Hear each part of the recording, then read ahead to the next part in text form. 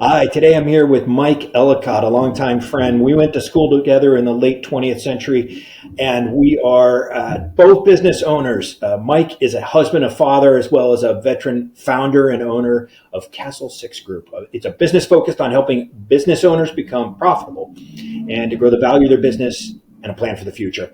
Specifically, Castle Six Group is designed to help 250 values-driven business owners, 100 of them veteran, grow and bring in $50 million in profit by 31 December 2031. Now, so if you know somebody that fits that description, Mike would love to be connected with them and connect them with the resources that he brings. Like I said, we went to college together. It was some time ago. I know that we haven't changed a bit, so that's probably surprising to you that it was in the late 1900s. But after school, we both went into the Army, and he spent 26 years as an engineer officer, culminating in the commander of the Memphis district. I was in the Little Rock district, so we shared a river and we shared congressional delegations. And there's some funny stories about our relationships with our CODELs during that time. We retired at the same time, or right about the time COVID was breaking out. We didn't know that was going to happen when we retired. I'm not sure if that was a good or bad thing, but it certainly affected our lives like it did everybody else's. Mike muddled around in the construction world for a while, and then found his way into the business he has right now. Along the way, he helped me mature the ideas of Five Eagles leadership. He was one of the original Five Eagles that helped form all of the ideas and leadership principles that we teach today. So, Mike, welcome to the program. Thank you so much for being on the podcast. What a fun thing to think about. In late 1992-ish, from there to where we are now is pretty darn funny.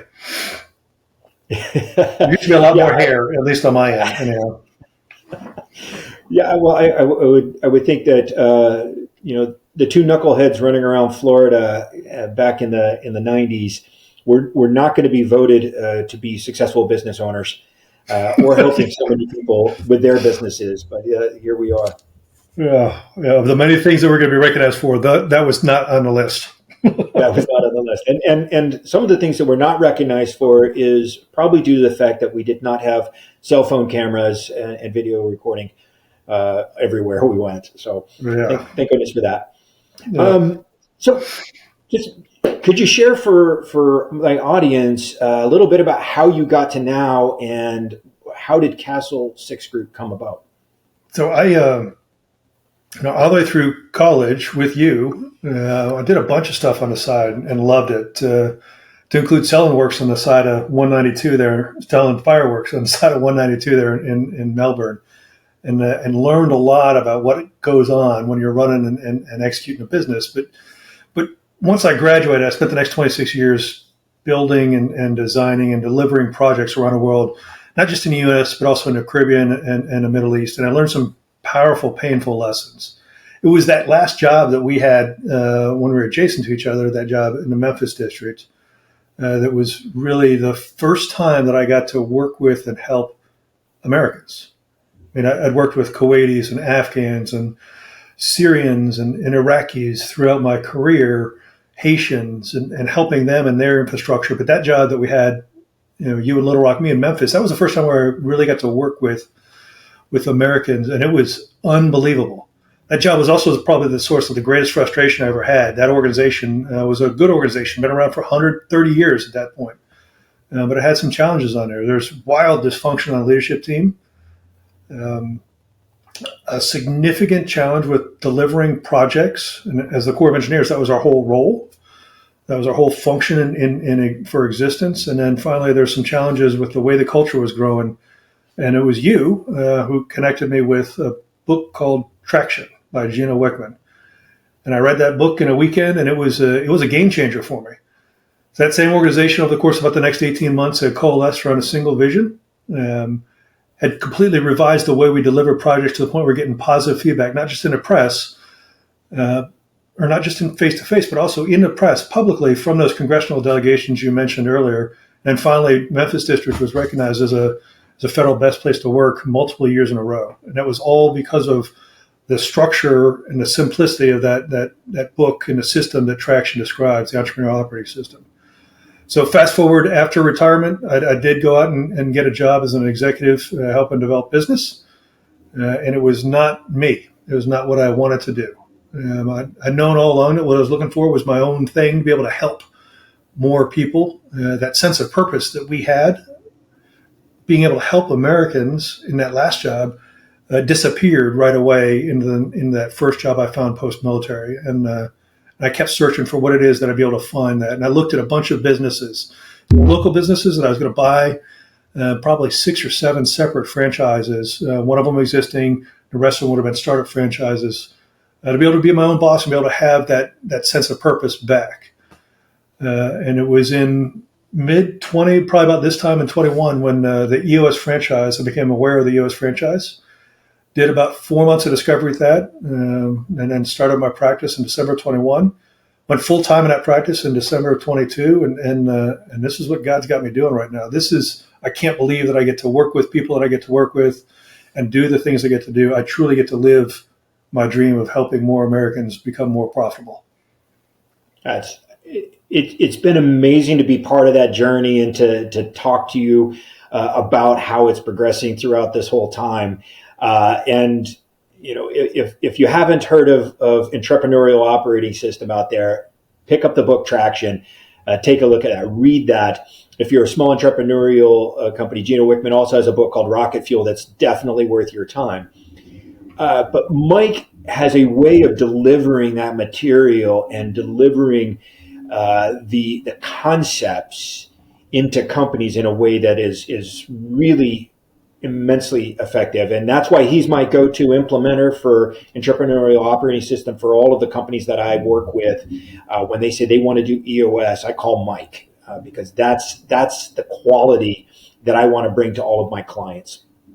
So Mike, I know you've had some great experiences. You've had some other experiences with companies that are sometimes difficult to coach. So you've seen a whole lot of different things. Can you tell me something that surprised you about working with some of the companies that you didn't quite expect? You mentioned that book, Rocket Fuel. So in that book, Rocket Fuel, Gino Wickman describes the concept of a visionary and an integrator, and the two personalities and what makes those two personalities tick. The visionary, the third person who loves to be at 30,000 feet, they see connections that no one else sees. They see opportunities that are not just over the next hill, but 2 or 3 hills away. And they have a way of making those more real for us right now. And then the integrator, that's the person that takes those oftentimes crazy ideas and makes them real, makes them accountable, the plans feasible and acceptable and suitable and deliverable. And so the concept of that visionary integrator, I think that makes so much sense. But one of the things that surprised me is the folks who start businesses are almost always visionaries, and yet they've never understood, most of them have never understood that it's okay to be the visionary, the guy or girl who loves to be at 30,000 feet, but really doesn't like tough conversations, the guy or girl who loves to see the connections out there, bring 1,000 ideas, but doesn't have the follow through to get them all delivered. Because there's those integrators out there, that's where they live, that's their zone of genius, that's what they bring. And so helping those visionaries see that it's okay to be who they are and what they do, and that's their magic sauce. That's their unique ability they bring. If you want to quote Dan Sullivan, that's what they bring that no one else brings to a business. And so it's surprising to me that more of them don't understand that's what their role is and don't understand that it's okay that they can't do it all. The other thing that surprises me, well, there's thousands of things that surprise me, but the other thing that surprises me is you and I both spent a lot of time in the leadership business, and the leadership model of the military is the leadership model of the military, and there's left and right limits of it. The power of these visionaries to be able to lead and get people to coalesce behind them in ways that do not match exactly what you learn in the military or what you've read about in some of the leadership, particularly the military-based leadership books that are out there. The ways that they can make this stuff happen in the ways that they can fire folks up. That's another thing that I love to see that part, because they will come up with ideas and solutions that I would never think of. And I would, instinctively when I hear them, I'm like, oh, that shit'll never work. And then 6 months down the road, you see the genius of what it is that they provided. And so, surprise or wonder, that's pretty cool. I think that's fair. One of the things that I did when I was building Five Eagles is I talked to a lot of people who were retired military that were successful in academia or in government or in business. But I also talked to the people that dealt with them. So I had this great conversation with some folks at MIT in the Sloan Business School and asked them about how many military folks came out of service and went through their executive business programs or their MBA programs. And there's quite a few. And I said, well, we think that we're pretty creative problem solvers. And they said, yeah, I'd agree with that within the confines given to you. And I went, okay, what do you mean by that? He said, well, when you are being creative at accomplishing a mission in the military, you're given a left-right limit, and you're given a limit of advance. And so you have your box that you're playing, and you can be very creative within that box. A visionary in a business is a little bit different because there's no box. They are creating in free space, and they can go outside of whatever lines you think they're playing in because they don't recognize them. And It's a very, very different level of creativity. I thought I was pretty visionary because I was a creative guy in the service. But when I started working with true visionaries who were able to paint on a endless canvas, it was a very, very different world. I found I was actually much more comfortable as an integrator than the logistics and operations is really where I live now. I just love seeing the things they come up with and the way they solve problems, solutions that I would never stumble across, and seeing it happen and then seeing it work, right? I mean, seeing people's eyes light up in the background when they start to bring that and line it up and get clarity around it and helping them make that work. Man, it's so cool. It's amazing. The first thing that you talked about of being surprised at is the people thing. And we've talked about leadership a lot over the years. It often comes down to having the right people in the right seats. And that's not a new concept, right? Jim Collins talked about that a long time ago of getting the right people on the bus and make sure they're in the right seats. But I think a lot of leaders who've heard that acknowledge it and then do very little with it. And I know that you've had some struggles with some of the companies that you've worked with about getting right people in the right seats. And I want to kind of unpack that as our topic today. Yeah, we were forced to read Jim Collins' Good to Great as part of that leadership development program by the Corps of Engineers a long time ago, I think. And I read that book and I said, no shit, thank you for telling me to put the right people in the right seats of the bus. The thing that surprised me a lot, I just talked about these visionaries, these people who see these solutions that are out there, but they will accept the wrong people on their bus or sitting in the wrong seat on their bus, and they will just live with it. That was always surprising to me, that these people that have this leadership genius and this genius for creativity will accept something that is so fundamentally wrong, not like a hideousness, but just if somebody's not doing their job, or they're great in the business but not at what they're doing right now. Not having those things, that's always surprising to me, and not having the clarity to say, oh, that's what it is. Everything about the entrepreneurial operating system is designed to get everyone in the business rowing in the same direction.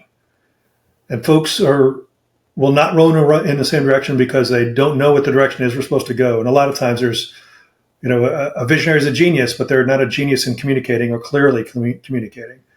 But they won't row in the right direction if they're not the right person. They don't fit the culture. They don't consistently exhibit the core values that the business has, or they're not doing the right job. They're not sitting in the right seat. They don't know what it is or can't consistently do what it is that they're supposed to do according to that job. When you get those two, everything else in entrepreneurial operating system is designed to make that happen, to get everyone rowing in the same direction. So everyone knows where you're going and how you're going to get there. They're able to execute on that plan with deliberateness and accountability and discipline, not crazy discipline, but the spirit of entrepreneurialism combined with a culture of discipline. And then finally, they enjoy the time they spend together, because when you've created a culture where everyone's on the same page with what's acceptable and what's not acceptable, man, it's a blast to show up to work. It's a blast to see each other. It's a blast to come back from the weekend and share in the successes that have happened last week and the ones that you're prepping for next week and next quarter. So that surprises me, is the visionaries' acceptance of that wrong person, wrong seat, one or the other of those things that are out there.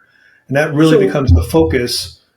After we get the basics down, that really becomes the focus of what we're working on together as a team.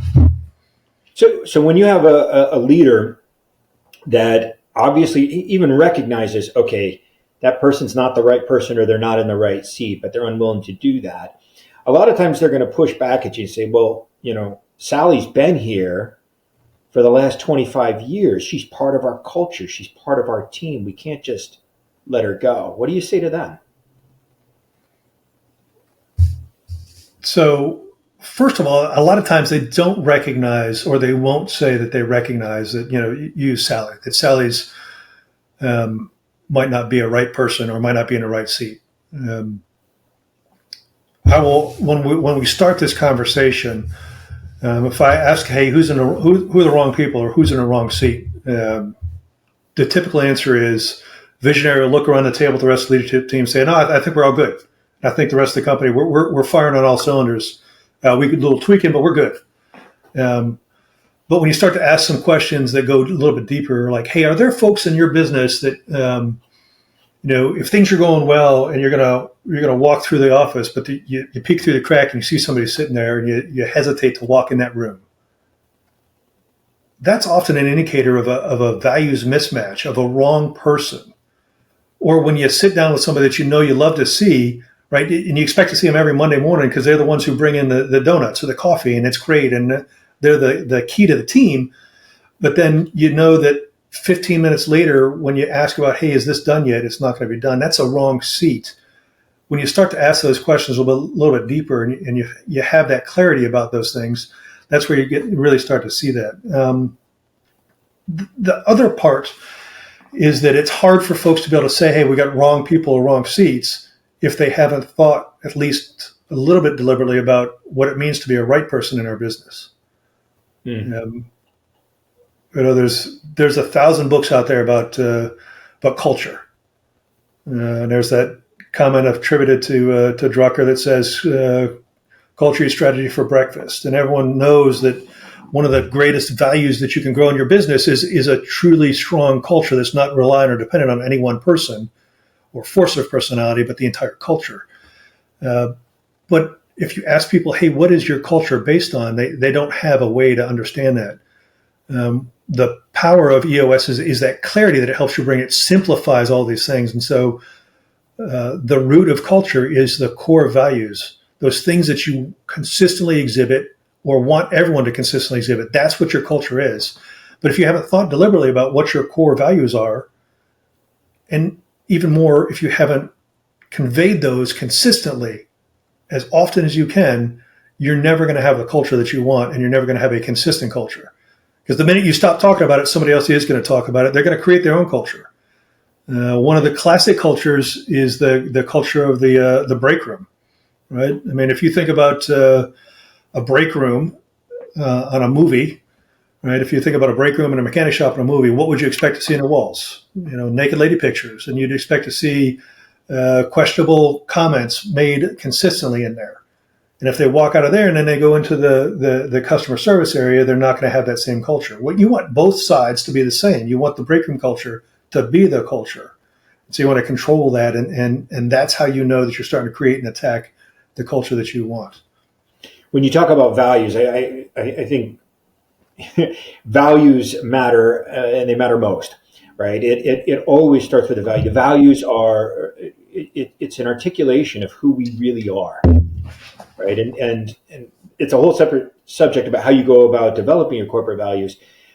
But I feel like most of you could have just written on ChatGPT, and you could have just let's put down some things that say we're good team players, and we deal with people with integrity, and we always deliver.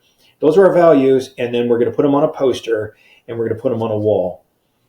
And when it comes to figuring out whether or not somebody's a right person with respect to our values, if you have these nebulous values that don't really have much meaning, it makes it very difficult, I think, to say that's a wrong person, right? I'm a team player. I brought donuts. I don't really know why you would think I'm not. So how do you help people figure out, without going through the full values exercise, but whether or not your values have enough meaning for them to help drive your culture? Yeah. Just to go back and sort of set the baseline, when you talk about right people in the right seats on a bus, right people are people who fit the culture and share your values. Right seats is somebody who sit in the seat, they can execute that job well. Right? They get it. Intrinsically, they get that job. They want to do that job, and they have the capacity, the training, the education to be able to do that job consistently well. But going back to the value side, you've got to first, there's got to be clarity from the leader, the visionary, and the leadership team on what those values are.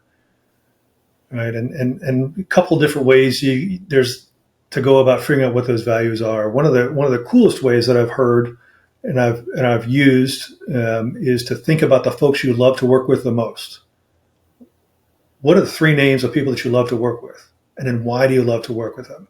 Somewhere in those descriptions about why you love to work with those 3 people is probably some things that are core to who you are and the way you want to operate your business. Another way to go about attacking and understanding what those core values are, those things that might be important to you as a person that define who you are at the core of your being, is to think about your favorite movie. Right? What is your favorite movie out there? Right? So for me, my favorite movie is Fletch. And so Irwin M. Fletcher is the title character in Fletch. Why do I love that?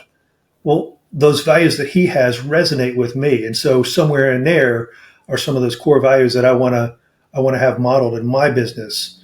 So those 2 ways to sort of go back, because that question of, hey, what do you stand for? What's your core values? That's a tough one. Well, I'm honest and integrity is important to me, and all of those platitudes that are out there. Really, what is it? Why do you like to work with someone? Why would you love to work with someone? So that gets you sort of the core of your values, those core values of who you are. But then when you're looking at those, you can't just write the words down. You've got to have some descriptions or examples of what it means to be, say and do the right thing in your business. A classic example that I've lived through is do the right thing. If the business doesn't define do the right thing and how that works, then somebody else will. Either the individual employee or the break room culture will define what do the right thing is. And so from a business perspective, do the right thing might include entering in all the data necessary to keep a CRM up to date. And that's tedious, $10 an hour work that nobody typically likes to do, especially if they're a high-powered salesperson, right? But if you don't have that fundamental information there, you can't go back and create or understand where you're winning in your sales process or where you might be losing in your sales process. Do the right thing from a company point of view is enter all that data into the system of record for the CRM.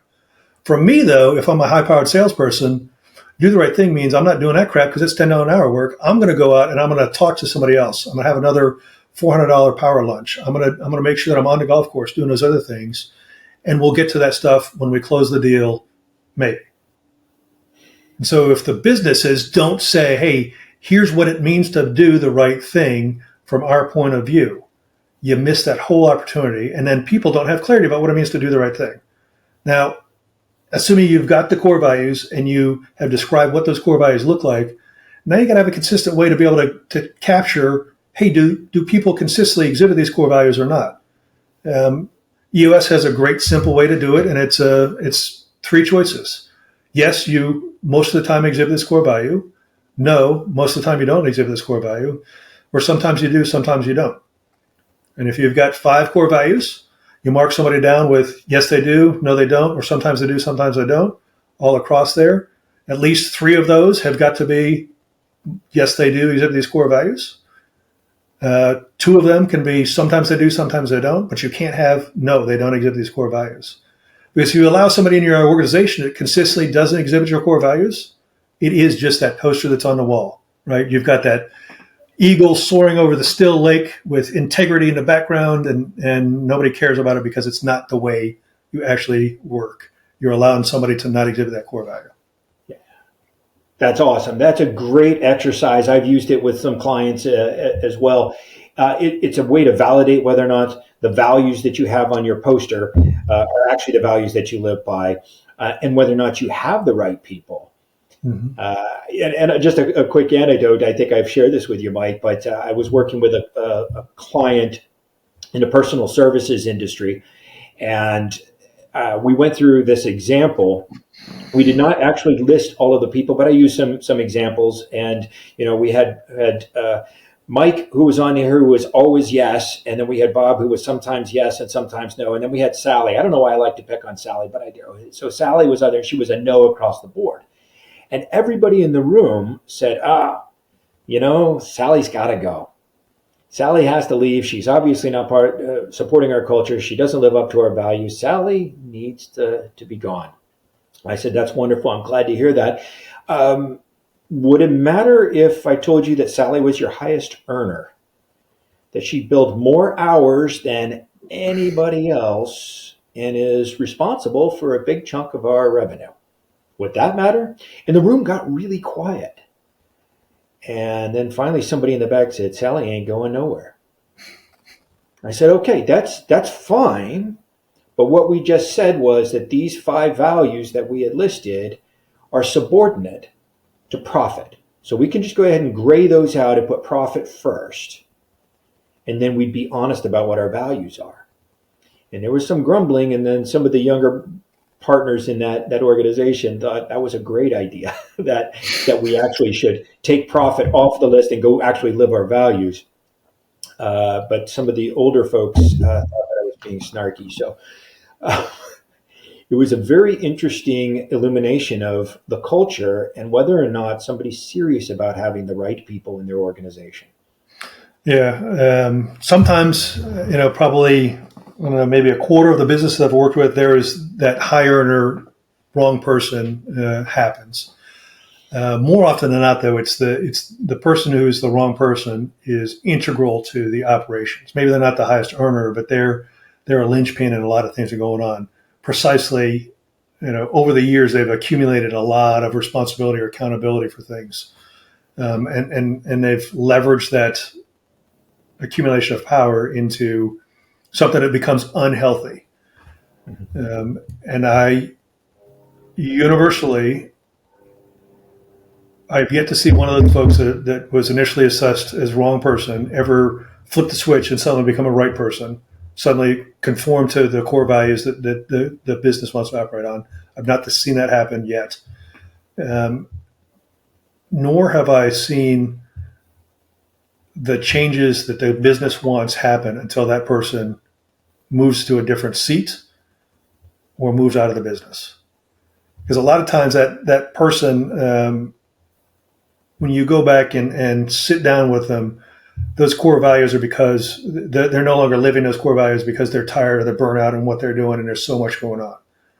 I have seen them move into a different seat that have different accountabilities and have seen them succeed, and I've watched the rest of the business flourish. But more often than not, it's when they move out, whether they're on the leadership team or they're somewhere in the middle or down at the bottom. When they move out, the rest of the team now has this weight lifted off of them. They no longer come and censor in the meetings that they're in. They no longer tiptoe around issues that might be out there because they know it's going to trigger Sally to come down on them with the wrath of God. They no longer withhold the understanding or their options or the things that are out there. But it's hard. It's truly hard for a visionary to let go of revenue or, in some cases, even take on more work to be able to let that person go and get the right people in there. Universally, when it happens, though, man, it's a relief for them. It is, and it does. You'll feel the culture change as that one person who's been dragging it down and keeping it in the Stone Age is no longer the dark matter in the room. It's right. Amazing. It's amazing right. What happens, but it takes courage, and that I think is the point.